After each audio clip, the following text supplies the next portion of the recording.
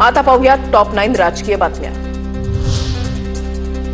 Cabinet मंत्र्यांनी राज्यमंत्र्यांना किती अधिकार दिले याची मुख्यमंत्री कार्यालयाने माहिती मागवली। कमी अधिकारांमुळे राज्यमंत्र्यांकडून नाराजी व्यक्त, सूत्रांची माहिती। मसाजोग परिसरात असलेल्या आवादा कंपनीच्या पवनचक्की प्रकल्पात चोरी। परवा मध्यरात्रीच्या सुमारास अज्ञात चोरट्यांनी सुरक्षा रक्षकाला बांधून 12,87,000चा ऐवज लुटला। तर आकाची टोळी अजून कार्यरत, सुरेश धसांचा वाल्मिक कराडावर निशाणा। कार्यरत आहे, टोळी कार्यरत आहे। आकांनी जे पोलीस काही ठिकाणी अजून पोलिसांच्या बदल्या झालेल्या नाही ना, परंतु आकांनी जे जागोजागी नेमलेले लोक आहेत हे अजून तिथं जिल्ह्यामध्ये आहेत, ते अजून त्रासदायक आहेत। खासदार सुप्रिया सुळेंचं उपोषण 7 तासानंतर मागे। भोरमध्ये बनेश्वर देवस्थानकडे जाणाऱ्या रस्त्याचं काम 2 मे रोजी सुरू होणार। सुळेंच्या उपोषणानंतर रस्ता बनवण्याचं प्रशासनाचं आश्वासन।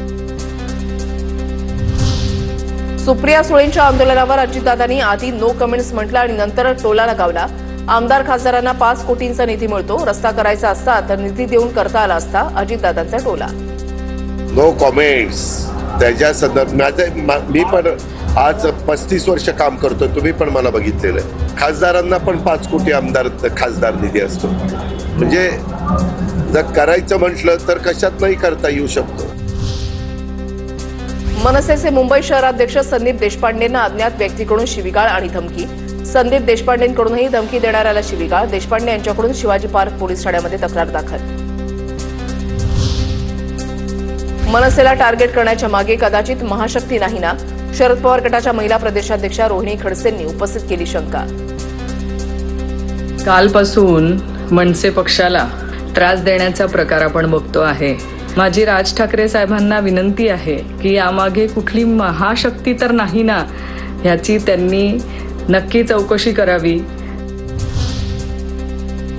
कृष्णाची तुलना उद्धव ठाकरेंसोबत करणं वेडेपणा, बावनकुळेंचं विधान। तर नरेंद्र मोदींना विष्णूचा अवतार म्हटलेलं चालतं का, संजय राऊतांचा बावनकुळेंवर पलटवार। नरेंद्र मोदी हे विष्णूचे अवतार आहेत का? जे आहेत ना, विष्णूचे अवतार आहेत ना, मग सुदर्शन चक्र सोडलं पाहिजे। शक्तीपीठ महामार्गामध्ये 50,000 कोटींचा भ्रष्टाचार होण्याची शक्यता। शक्तीपीठ महामार्गामुळे शेतकऱ्यांना त्रास होत असेल तर आमचा विरोध। शक्तीपीठ महामार्गाविरोधात राजू शेट्टींची भूमिका। प्रत्येकाला आपला पक्ष वाढवण्याचा अधिकार, कुणी कुणाला रोखू शकत नाही। महाराष्ट्रामध्ये कुठेही पक्षाचा प्रचार केला तर वावगं नाही। 11 एप्रिलच्या ठाण्यामधल्या जनता दरबाराच्या पार्श्वभूमीवर गणेश नाईक यांचं वक्तव्य।